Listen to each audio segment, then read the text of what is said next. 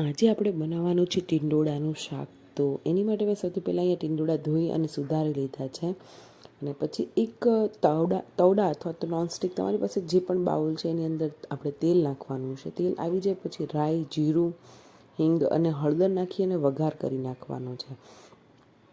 જો રાઈ બધી ફૂટી ગઈ છે, એની અંદર આપણે નાખીશું હિંગ, હળદર, આ બધી વસ્તુ નાખી અને ટીંડોળા નાખી દેવાના છે.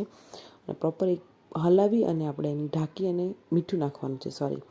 તો મીઠું નાખી દેવાનું છે. મીઠું નાખી અને હલાવી અને ઢાંકી અને કવર કરી અને 5 થી 10 મિનિટ માટે એકદમ સ્લો ફ્લેમ ઉપર કૂક થવા દેવાનું છે.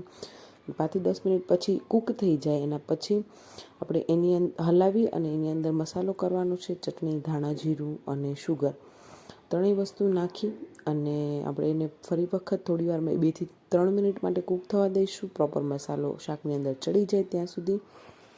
અને આપણું યમ્મી એવું ટીંડોળા બટેકાનું શાક થઈ જશે રેડી.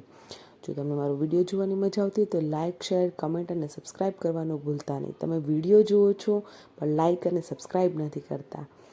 તો જો આપણું શાક થઈ ગયું છે રેડી. તો થેન્ક યુ મારો વિડીયો જોવા માટે.